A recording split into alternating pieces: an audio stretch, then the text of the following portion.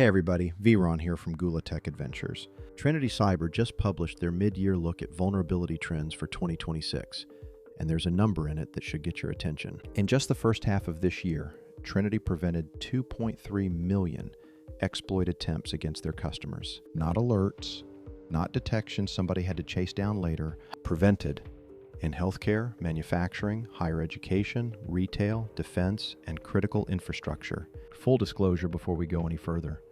Trinity Cyber is a Gula Tech Adventures portfolio company, and today's video is based on a blog written by Jeremy Brown, Trinity's VP of Threat Analysis, along with Deepak Balani, their Director of Threat Intelligence. Jeremy is at Altered Bytes on X, go give him a follow, and the link to the full blog is in the description. So what did Trinity see in all that attack traffic? 3 big trends. Trend number 1, the attacks aren't coming from where you're blocking.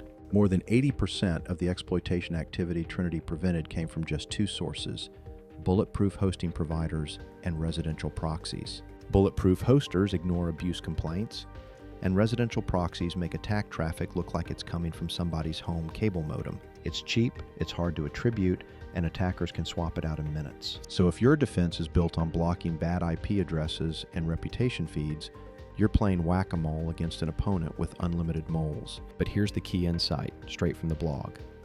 Attackers can change IP addresses quickly, but they cannot easily change the content of an exploit. The infrastructure is disposable. The exploit itself is not. Remember that. It matters in a minute. Trend number 2. Botnets are still doing the heavy lifting on internet-scale exploitation. Trinity watched major spikes in exploit activity tied to botnet campaigns hammering unpatched, internet-exposed devices, continuously scanning, harvesting credentials, and dropping malware on anything that answers. And here's the part that should worry every CISO. Exploitation frequently begins within hours of public disclosure. Hours. Now be honest. What's your average time to patch? Days? Weeks? As the blog puts it, patching remains essential, but it is no longer sufficient on its own. Trend number 3, and this one's fascinating. AI is speeding up both sides of this fight, and it's polluting the well. Attackers and defenders are both using AI to research vulnerabilities and build exploits faster. But Trinity's team flagged a growing problem.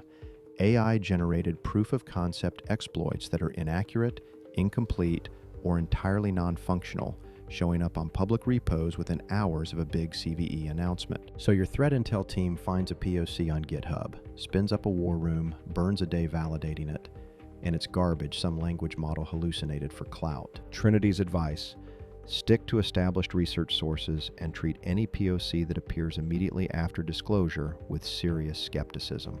The common thread across all 3 trends is speed. Attackers can discover, weaponize, and deploy exploits faster than most organizations can patch. So what do you do about that? This is where I want to explain what Trinity Cyber actually built, because it's designed for exactly this problem. Trinity's platform is called Full Content Inspection.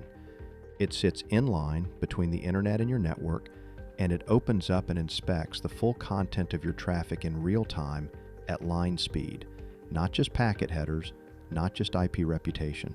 And when it finds an exploit, malware, or command and control inside a session, it doesn't just alert. It removes or neutralizes the threat in transit before it ever touches your systems. Remember that insight from Trend 1? Attackers can't easily change the content of their exploits, and content is exactly what Trinity inspects.